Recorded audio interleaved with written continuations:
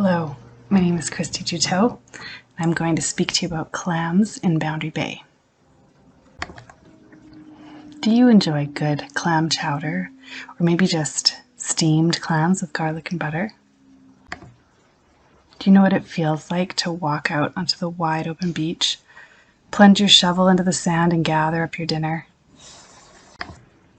If you walked out into Semiahmoo Bay, you would find butter clams, little necks, and gooey duck, also oysters, scallops, and our introduced species, manila and varnish clams. Imagine walking out on the beach. The tide is way out, almost to the American border marker. Clam siphon holes peppering the sand, inviting you to walk across and get squirted. Don't you just want to dig in and see the creatures that lie beneath the sand?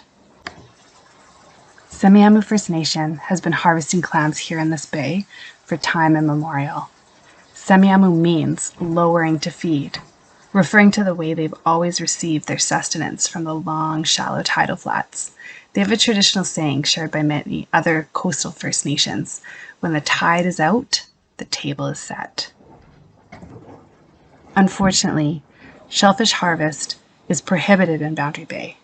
In fact, most of the Pacific coast of BC is closed to harvest due to contaminated water.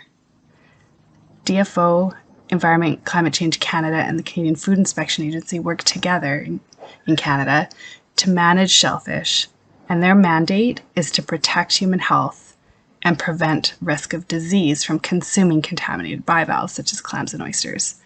The federal government holds the power to prohibit all of us, including Indigenous peoples, from harvesting shellfish. Due to economic systems driving federal decision-making and the current crises of climate change, biodiversity loss, and salmon fisheries declines, shellfish harvest is not a priority for DFO or the federal government, and restoring harvest is not within their mandate or budget. The reality is that most of the pollution sources come from upland runoff, urban stormwater, rivers and streams, and freshwater systems like these are provincial jurisdiction, not federal. But the provincial and regional and municipal governments do not consider shellfish as a priority either, because shellfish are a marine species. So there's a legislative and jurisdictional gap for shellfish harvest. Nobody has a mandate to restore. Indigenous people continue to be oppressed by colonial systems that leave them in a state of dependency. Semiahmoo peoples were separated from their relatives to the south when the US-Canadian border was established. Their land has been taken, paved over and developed, other than the small reserve lands at the mouth of the river.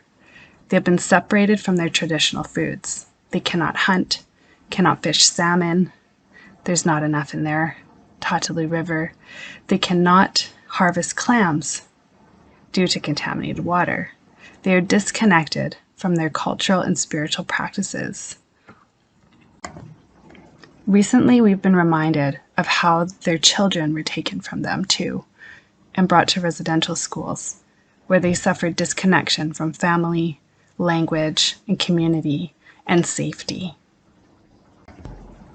Now is the time to make a shift, to empower Indigenous communities to participate at a shared collaborative decision-making table with government, so that their priorities might be heard and attended to.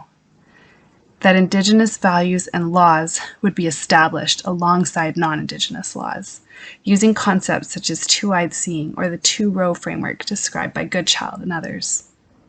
A paradigm shift is what is needed for real social change. The leverage point that draws all levels of government and all Canadians together is uniting our minds around reconciliation.